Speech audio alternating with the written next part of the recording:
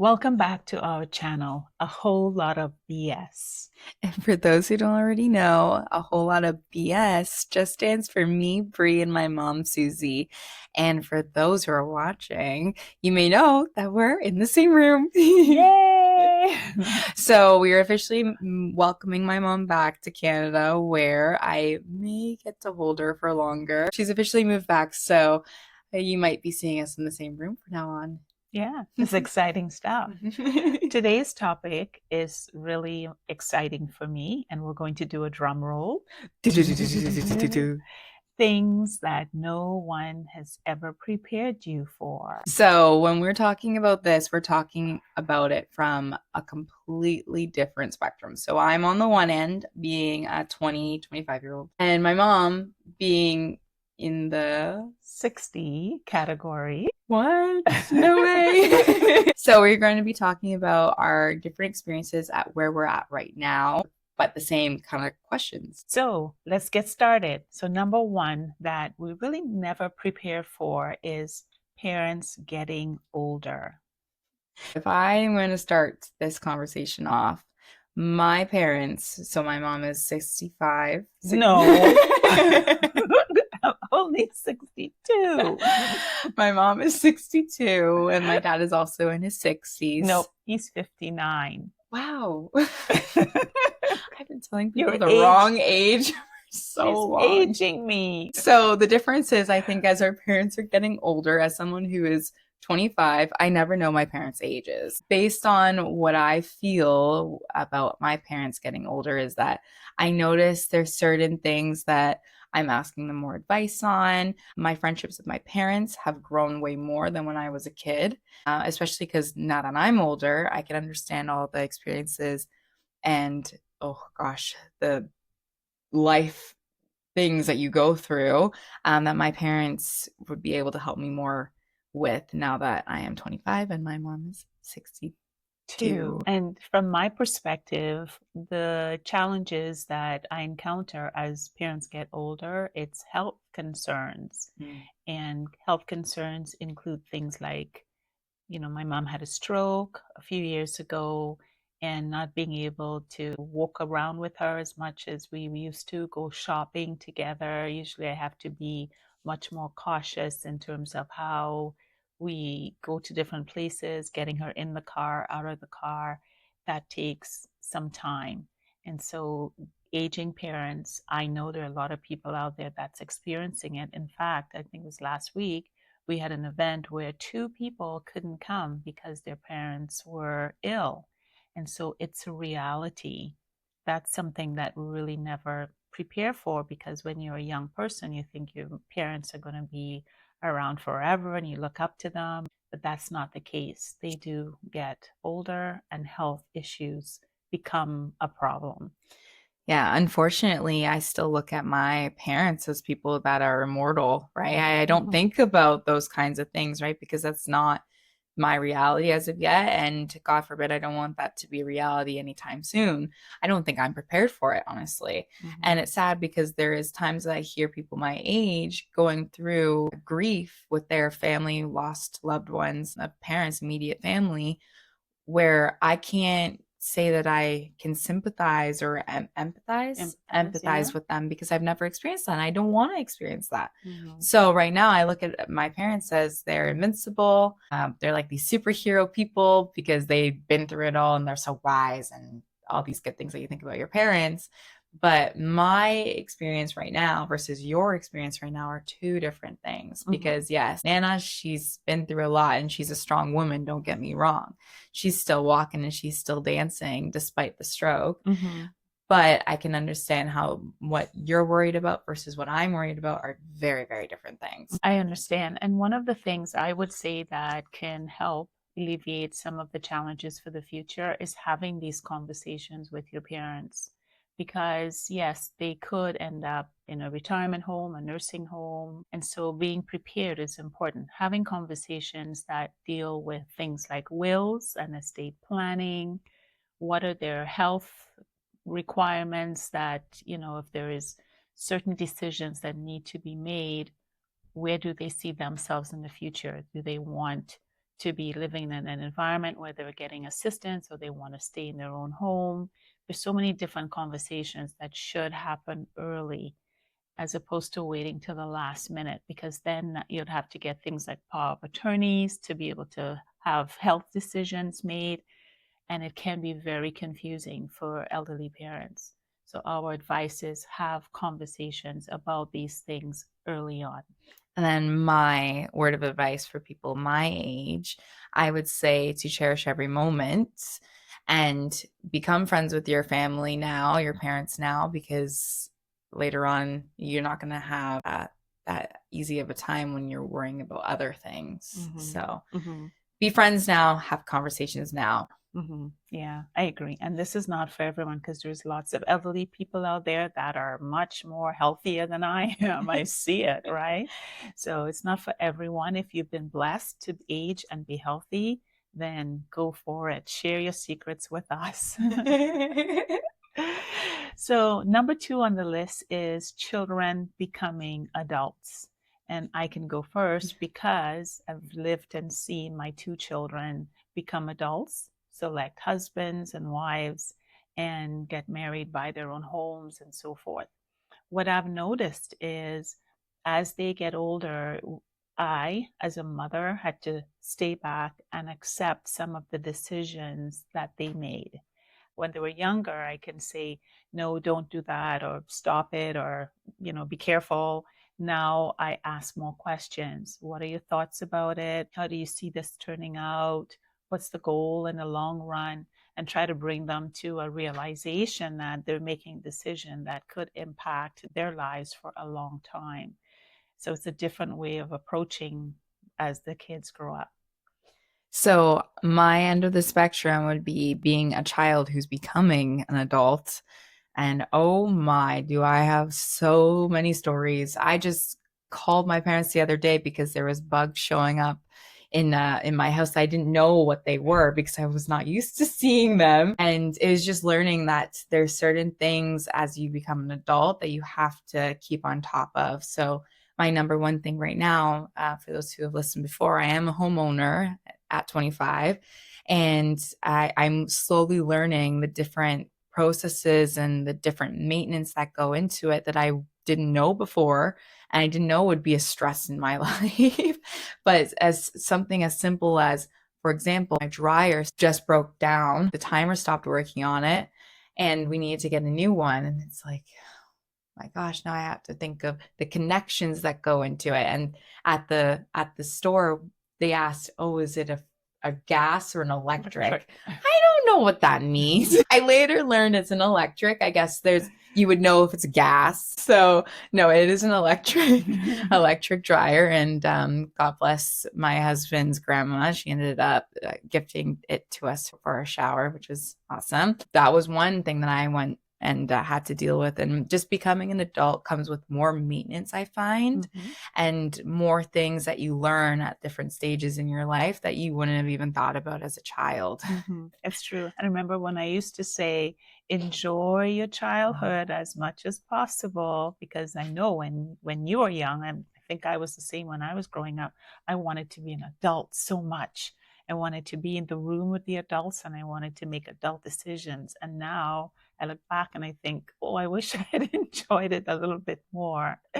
So that's the part of growing up and liking it. So, yes, my word of advice for us 25-year-olds or 20s or maybe even early 30s, I would say, is to live life for the journey and not the destination, because becoming an adult, I still don't feel like an adult. I still explain to everyone that I'm a child in an adult body. So I'm saying to live and laugh in the moments, because you're not going to know everything. And there's going to be so many new things that you're learning on a daily basis that you just have to take with the punches.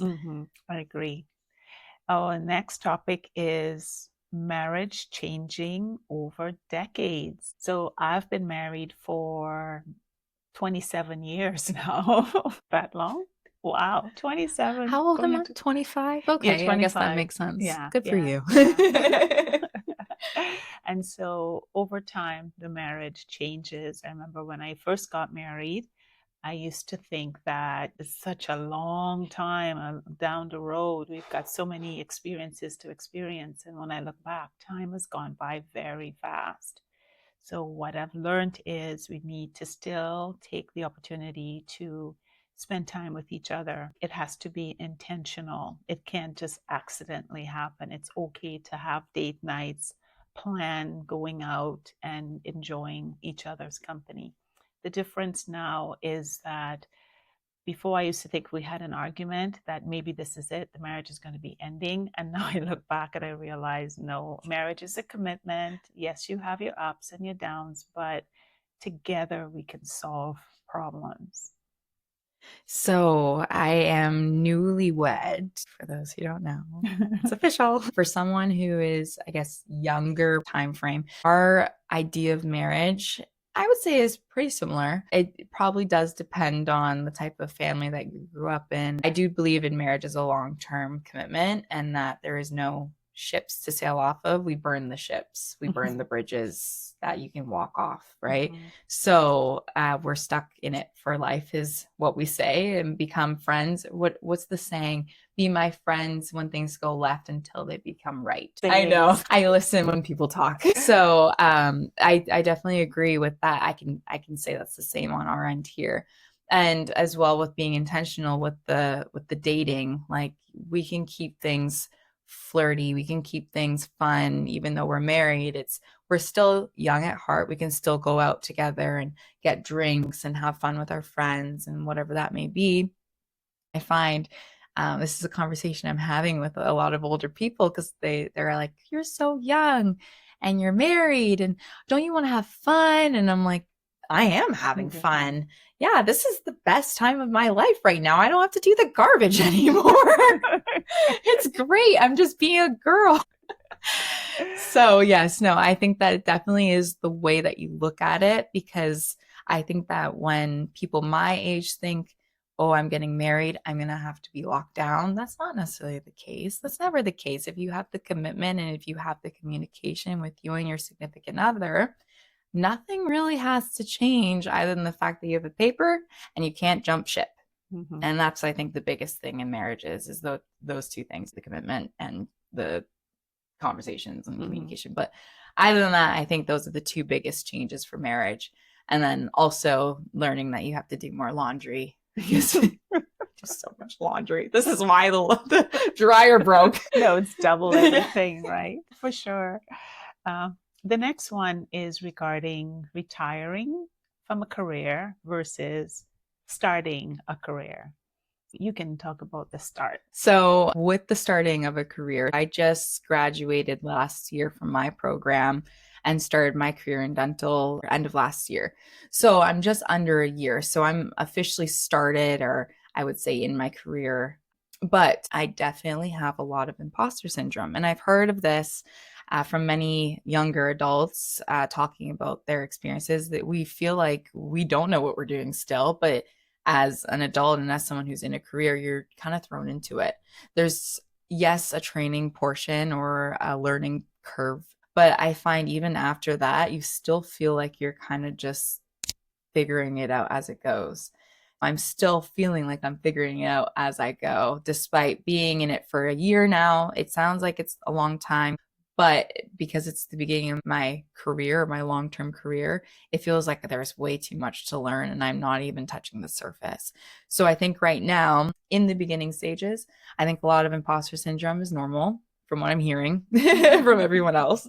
I think that not understanding even the amount of income change is also something that I'm learning. I went from having fun money to now I have like actual spending money versus bill money. So I think that's also difficult as well to wrap my head around. I'm also filled with energy. So I hear that's also something that's different when you're younger and you're starting, you're filled with lots of energy. And then there's obviously the opposite side of the spectrum. And I am about to retire. And so for me, on the other end of the spectrum, I feel that I have built up enough experience and knowledge not to necessarily retire, but to transition into another area of something else that I would love to try. when you retire, I think some people think it's sitting by the beach having pina It's coladas. not. It's not. Maybe for some people, but I have heard people say that they're busier in retirement than they ever have been. And I think it's because the world's your oyster at that point. You've got the money, you've got the experience, and the confidence to try different things. And so retirement for me is really not sitting down and doing nothing, but it's actually transitioning into experimenting. It allows me to be bold, and I've always wanted to be bold. I don't need to play it safe, right? And I'm thinking that I don't want to reach 90 to 100 years old and look back and think, oh, I should have tried XYZ or I should have done XYZ. I want to be able to live that now in my retirement. So it's an exciting chapter for me and looking forward to it because I want to be able to add value to others. I see myself when we think of Maslow's hierarchy of needs that speaks about those lower needs, which is clothing and shelter and food. I've moved from that to that state where I'm self actualized. And to me, that's the pinnacle of where retirement should be. Interesting. I like that you brought that up. I haven't thought about Maslow's in a Hierarchy. long time. Interesting. I always thought that Maslow's wasn't, well, I took it as in it's more of a mind over matter. Mhm. But I can see it's probably more so like an actual physical being as well, I guess. Yes. Yeah. Yeah, that's true. Yeah. The next one is really the oldest woman in the room at my age. And you're going to look at the younger The woman in the younger, room. yes. Okay. Okay. So for me, I remember when I first started work and so forth. Yeah, I was the youngest woman in the room, and I didn't seem to fit into some of the conversations because I didn't really have the experience and the knowledge to speak at that level. And now I find myself, I am the oldest woman in the room. And people look at me and they're surprised that one, I still look good. And to me, that's important because that's why I look after myself. I look after, my health, my face, my skin, all that other stuff, my hair. And I want to represent the mature, older woman with that executive presence. So it's okay because that allows me to, I would say, be a mentor or inspire other women that are around me.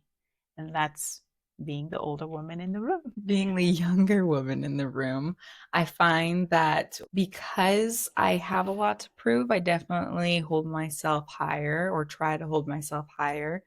I also find that the expectations for myself are a lot higher than maybe someone who's older than me because they already know that they've proved what they needed to. I also find that being the younger woman in the room, I think I bring a lot more energy. I think that my energy and my presence can be more of a light and more vibrant. At least I try to bring as much as I can to the table with that.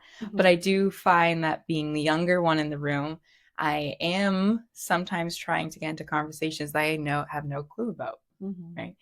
And I'm lucky because I do have a mom who has taught me a lot. So I still have a little bit of things to say in those times. But I definitely feel like code switching is a term that me and my friends call it, is Mhm. a huge thing that we do where when you know you're in a room filled with people that know the language and know the environment and know what to say and have the etiquette and all that versus me with my friends when we're all together and we're all just young people in one room and we're talking slang and you're hip and all those fun things.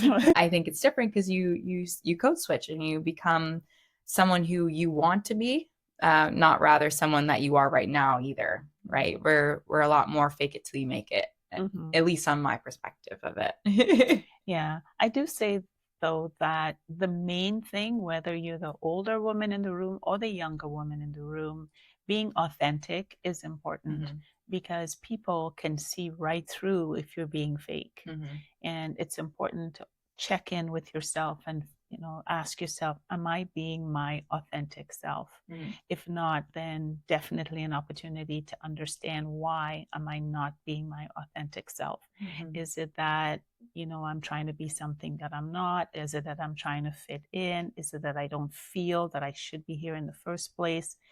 And check what needs to be done so the next time you're in the room, you can bring your authentic self. I say that because when you exit the room, the conversations about you don't end. In fact, there is research that shows before you even show up, sometimes people who know you're coming will say, I heard Dr. Suzanne's coming today. And so we're really excited to see her. And then, depending on how you show up, you can change that perception very quickly. Mhm. So you're technically building your brand both when you're in the room and out of the room. So continue being your authentic self. For the younger people, continue being who you want to be. So we talked about this. I just mentioned it earlier about body changing as you get older and things you don't prepare for. And for me, as I get older, I try to eat healthy and so forth, but it's harder to keep slim. It's harder to keep that muscle.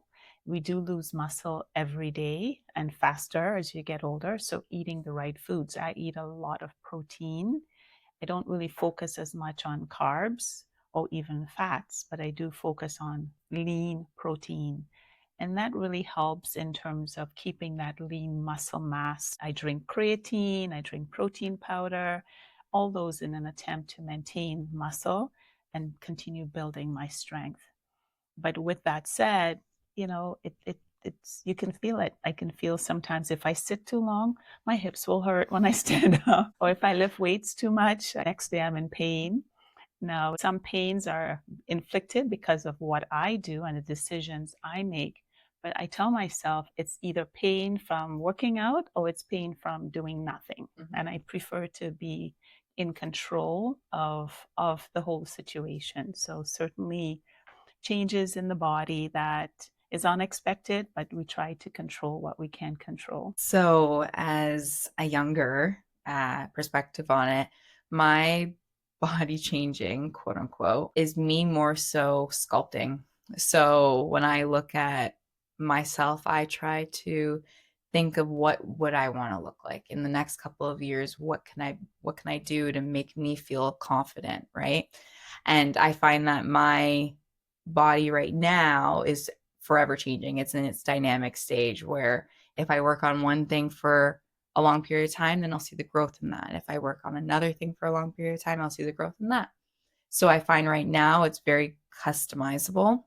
As funny as that sounds, but it is your body, your choice, your life, right? So everything is customizable.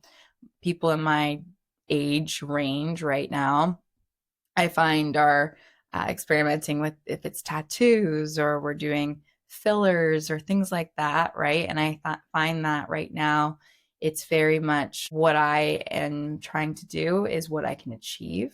So I find that I'm going to the gym and I'm working out and I'm seeing those gains in the areas that I want them to be shown in, but then also I am also eating whatever I would like, which is also probably not good for my health on the inside. But so I do know that you've told me many times, like right now I'm young and my metabolism's higher Mhm. and I'm trying to take advantage of it while I can. But yes, I think that the body changing right now is more so in a grown up way where we're choosing how we want to make it work for us. That's a better way to say it. I don't Yeah. know. I do think, though, that it's important not to take our bodies for granted. Mhm. If you don't look after yourself, you smoke a lot, you drink a lot, don't get enough sleep, then it's harder as you get older for that body to be healthy and have that beautiful mind, body, and spirit in place.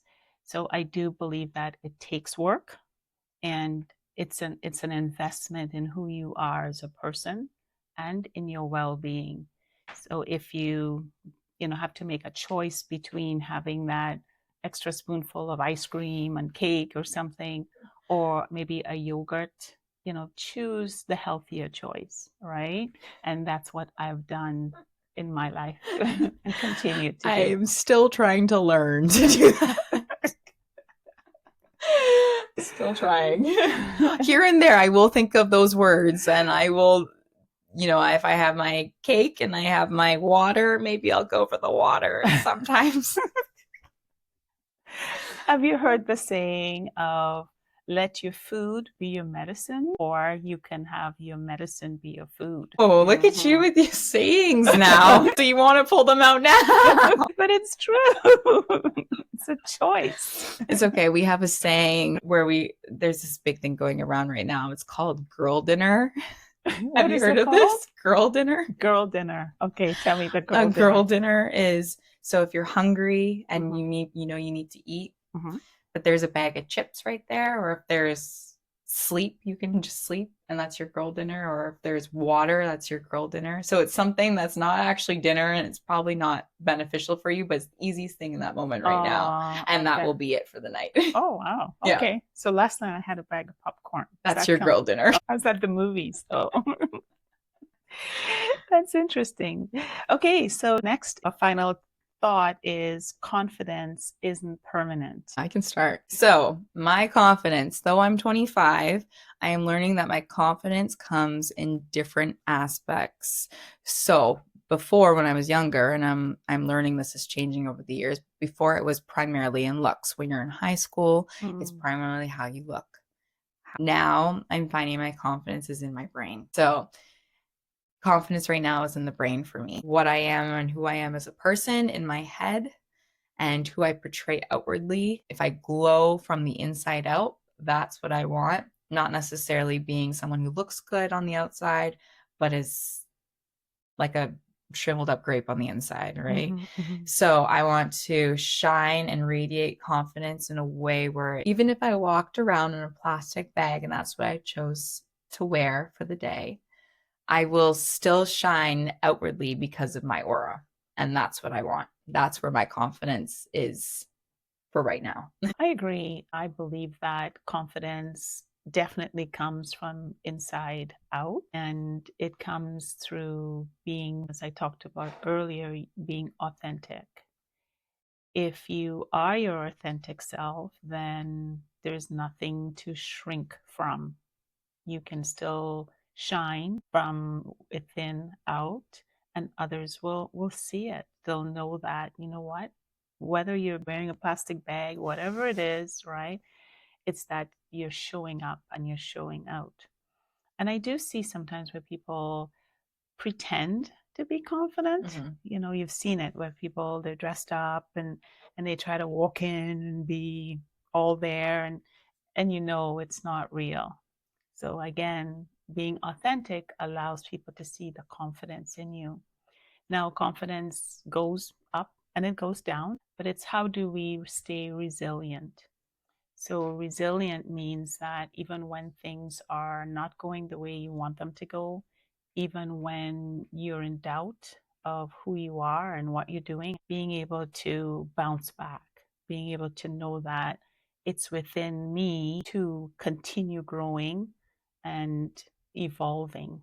And if you've done it in the past and you were successful in the past, then there's no reason why you can't be successful in the future. So confidence is knowing what your capabilities are and how you've shown up. One trick that I try to tell my friends and myself at some points in time is that sometimes confidence can be pinpointed. So if your confidence you find is when your hair is the most well done, or when your eyes shine the brightest, or when your eyebrows are done, if that's where your confidence comes from, then focus on that.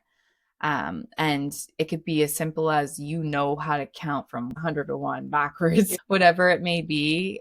Focus on that. And if that's where your confidence is spreading from, then that's where your confidence is spreading from. And that is absolutely okay. And that's what you need to leverage. Good point. Well, it's been a really interesting conversation. It's fun to see the different perspectives on both sides, I find. But that's why it's a mother-daughter show, because we're able to show the different perspectives from different ages and different generations. and bring them together. I like when you share your examples of what are the things your friends say and do and so forth. And I was like, wow, that's interesting. I hadn't heard of that before. So I learn new things from you every day. Yeah. I like that with your side, you're always talking about being on the authentic self. And my side, I'm like, you gotta fake it till you make it. Do what you gotta do. You gotta do what you gotta do. But I think there's probably common in both of them where you gotta follow your morals at the end of the day. Mm-hmm. So, and that will probably settle both of it actually. Mm-hmm. So whatever your morals are, you can be your authentic self while faking it till you make it. I agree. Well, we want to say a shout out to our sponsors, which is 88.5 FM in Turks and Caicos and Cozy Stay Productions on YouTube. Excellent. So thank you for joining us, and it's been a pleasure. I love you. It seems different saying it in person. Right? It does. I can't say bye, mommy anymore. Okay, love you, mommy. Love you too. Bye-bye, everyone.